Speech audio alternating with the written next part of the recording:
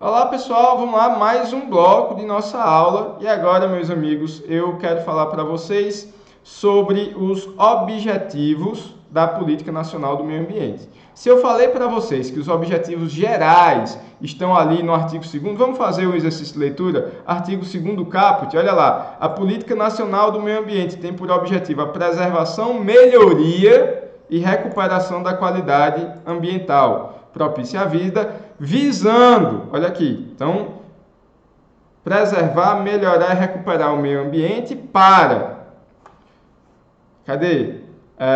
assegurar no país condições de desenvolvimento socioeconômico. Olha, proteger o meio ambiente para proteger o crescimento econômico e a justiça social, desenvolvimento sustentável, implícito aqui em 81, pessoal. É claro que a gente não ia chamar de desenvolvimento sustentável porque o nome e sobrenome só surge em 1986. Aos interesses da segurança nacional. Pessoal, 1981, ditadura. É claro que praticamente toda política pública tem interesse de garantir a segurança nacional. E a proteção, olha, da dignidade da vida humana. Quem achou que eu estava forçando a barra em fazer uma relação ali do caput do 225 com o princípio da dignidade da pessoa humana?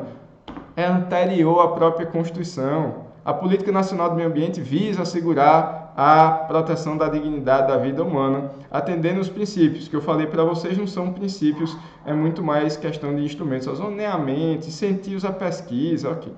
Mas vamos lá. Objetivos específicos estão no artigo 4º, inciso 1, a compatibilização do desenvolvimento econômico e social com a preservação da qualidade do meio ambiente e o equilíbrio. Desenvolvimento sustentável, professor. É o geral e é um dos específicos. 2. A definição de áreas prioritárias de ação governamental relativa à qualidade e ao equilíbrio ecológico, atendendo o interesse da União, dos Estados e do Distrito Federal. Pessoal, a gente tem que ter cuidado aqui, essencialmente, com essa interpretação aqui, ó. Áreas. O que são áreas?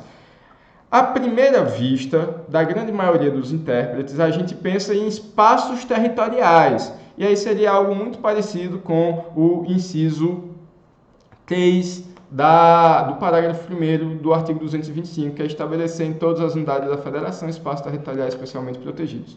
Ok, é o tipo de norma que pode ser interpretada de mais de uma forma, ou norma polissêmica. Essa interpretação é válida. O poder público poderá sim instituir espaços territoriais especialmente protegidos, inclusive alinhado com o nosso ordenamento constitucional de 88. Mas o que, professor? Eu tenho que lembrar você que quando a gente fala em áreas prioritárias, eu posso falar também em áreas do conhecimento. Olha, a depender de cada um dos governos, a depender da evolução da nossa sociedade, a gente vai ter que fazer ajustes em situações diferentes. Muitas vezes a gente precisa dar uma grande prioridade para a relação do meio ambiente com a saúde, mas daqui a pouco eu tenho que dar uma prioridade maior, sei lá, na educação. Talvez a nossa prioridade nesse exato momento seja a pesquisa tecnológica e a compreensão de como que as nossas tecnologias, nosso padrão de vida está danificando o meio ambiente. Então a gente vai investir mais no desenvolvimento de novas tecnologias, de novas ciências, de novos conhecimentos. Então a gente tem sempre que estar adaptando e a gente tem que criar planos de curto, médio e longo prazo aonde que a gente vai estar priorizando e o quê. Então, quando a gente vai aplicar a Política Nacional do Meio Ambiente, o inciso 2 vai nos dizer que a gente tem que estar gradativamente, a cada lapso temporal, estabelecer quais são as áreas do conhecimento que serão prioritárias. Infelizmente, a gente não tem dinheiro para gastar e investir em tudo de uma vez. É igual a gente estar reformando nossa casa. De repente, às vezes a gente precisa priorizar o quarto que a gente vai dormir. Depois a gente prioriza a cozinha e depois, sei lá. Ou então agora, todo mundo trabalhando de home office, a gente vai ter que investir em fazer um escritório e não mais no quarto.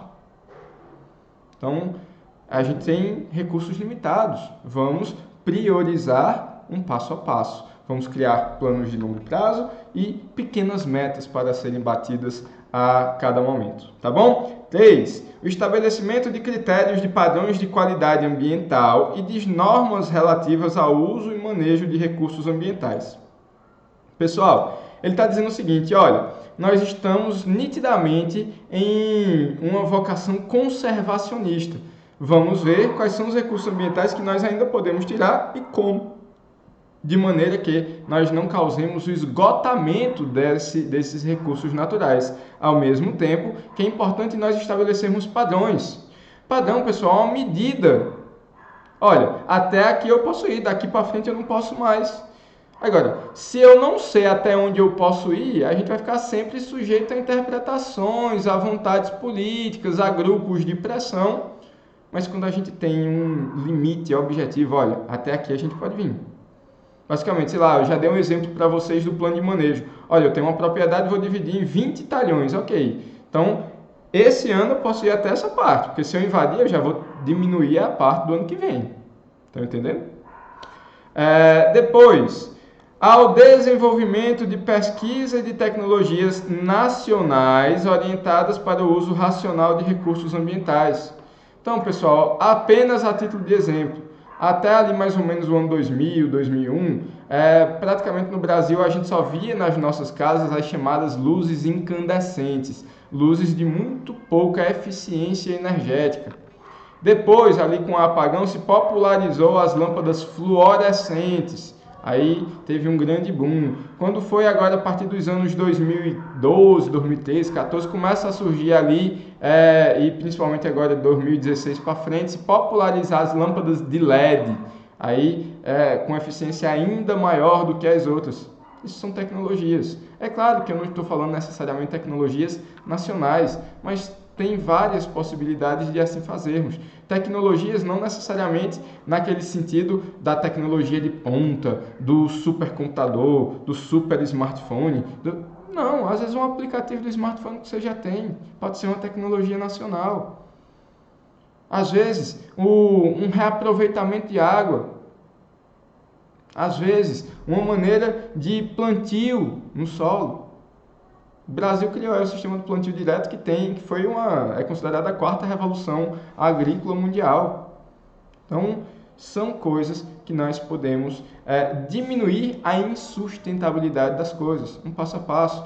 Hoje a gente fala muito ali na geladeira, tem o ar-condicionado, vários eletrodomésticos tem aquele nível lá do Procel, né? A, B, C, D, E. Até pneu, hoje em dia, a gente vê ali o nível de eficiência, o nível de poluição sonora. Então, tudo isso aí são tecnologias que nos ajudam a poluir cada vez menos. 5. A difusão de tecnologias de manejo do meio ambiente, a divulgação de dados, informações. Olha, pessoal, o 5 é um passo seguinte do 4. Nada adianta a gente criar novas tecnologias e elas ficarem presas nas estantes das faculdades mofando. O interesse é que a gente leve isso para a sociedade. Então, a gente cria e a gente difunde as novas tecnologias, os novos conhecimentos. A preservação e restauração dos recursos ambientais com vistas à sua utilização racional e disponibilidade permanente, concorrendo para a manutenção do equilíbrio ecológico. Pessoal, a gente começa a ter uma certa repetição. Imposição ao poluidor e ao predador da obrigação de recuperar. Olha o princípio do poluidor-pagador aqui. Ou indenizar os danos causados e ao usuário da contribuição ao usuário pagador aqui da utilização dos recursos ambientais. Tá bom? Meus amigos, dito isso, a gente finaliza a questão dos objetivos. A gente já falou aí de objetivos geral e dos objetivos específicos. Dito isso, a gente vai para frente. E aí eu tenho que falar para vocês do artigo 6º. Professor, e o artigo 5º, que foi que aconteceu com ele? Tá aí, ó. As diretrizes da política serão formuladas em normas e planos. Ok, leiam isso aí, mas interpretação literal. Vamos para o 6º. Aí a gente começa a falar do Sistema Nacional do Meio Ambiente, o famoso SISNAMA. Os órgãos e entidades da União, dos Estados, do Distrito Federal, dos territórios e dos municípios, bem como as fundações instituídas pelo poder público, responsáveis pela proteção e melhoria da qualidade ambiental, constituirão o Sistema Nacional do Meio Ambiente, SISNAMA, assim estruturado. Aí vamos lá. 1. O órgão superior. Está acima de tudo. O que deveria coordenar, né? O Conselho de Governo, com a função de assessorar o presidente da República na formulação da política nacional e nas diretrizes governamentais para o meio ambiente. Pessoal, salvo engano, o chamado Conselho de Governo é um órgão especial composto pelos ministros ou parte dos ministros que vão assessorar diretamente o presidente da República. E note que aqui não é exclusivamente o ministro do Meio Ambiente. Claro que, se existir o Ministério do Meio Ambiente, ele deverá estar dentro desse conselho. Mas é uma das maneiras de se garantir que o meio ambiente será trabalhado de maneira a respeitar a chamada ubiquidade. Daí o conselho ser esse órgão que vai orientar o presidente, que no final das contas vai poder exercer ali atos normativos diretamente pelos seus decretos autônomos ou regulamentares e também encaminhar projetos de lei para o Congresso Nacional. 2. O órgão consultivo deliberativo, o CONAMA, Conselho Nacional do Meio Ambiente, com a finalidade de assessorar, estruturar, estudar e propor ao Conselho de Governo diretrizes de políticas governamentais para o meio ambiente e os recursos naturais e deliberar no âmbito de sua competência sobre normas e padrões compatíveis com o meio ambiente ecologicamente equilibrado. Olha, pessoal, é um conselho composto pelo poder público e também pela coletividade. Uma das cadeiras cativas que tinha lá era do Dr. Paulo Nogueira Neto, que já faleceu. Outra cadeira que normalmente é ocupada lá pela sociedade é da SBPC, só a título de exemplo, a Sociedade Brasileira de Pesquisa e Ciência. Então, esse órgão, horas, terá um condão consultivo. Olha, o IBAMA pode perguntar, eu estou fazendo aqui, CONAMA, esse licenciamento, o que você acha? O CONAMA vai lá e diz, olha, IBAMA, eu acho que deveria licenciar com algumas nuances aqui, com algumas imposições, ou não, licencia não, proíbe aí do jeito que está, vai trazer impactos que não têm um bom custo-benefício, que serão irreparáveis. Então, seria ali uma figura consultiva, também consultar o próprio Conselho de Governo do presidente, e também nós temos a sua esfera deliberativa, que poderá editar normas mesmo.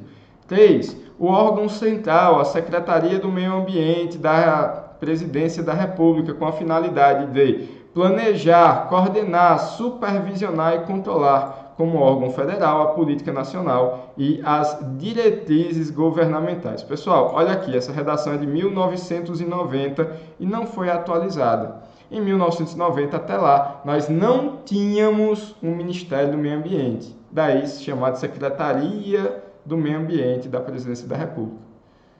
Hoje nós temos um ministro, então a gente interpreta isso aqui da maneira mais atual, chamando de Ministro do Meio Ambiente, tá bom? Então vamos lá, quem toma as decisões no final da conta, quem tem a caneta BIC, como o próprio presidente atual gosta de dizer, é o presidente, mas ele tem ali um órgão central, que será o Ministério do Meio Ambiente, claro, chefiado pelo Ministro do Meio Ambiente.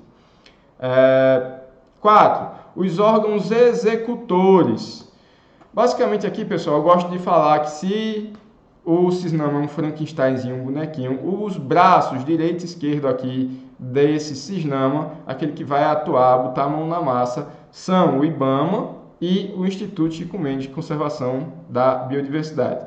O ICMBio hoje com competência de gerir e administrar as unidades de conservações federais e o IBAMA com as outras competências em matéria ambiental, tá ok? 5. Os órgãos seccionais, os órgãos ou entidades estaduais responsáveis pela execução dos projetos e pelo controle e fiscalização de atividades, e os órgãos locais, que são os órgãos ou entidades municipais responsáveis pelo controle e fiscalização nas suas respectivas jurisdições, tá bom? Peço que vocês façam a leitura dos parágrafos aí na casa de vocês, excedemos em 4 minutos esse bloco. Peço desculpa, mas por gentileza volta que a gente ainda tem assunto a tratar. Até já.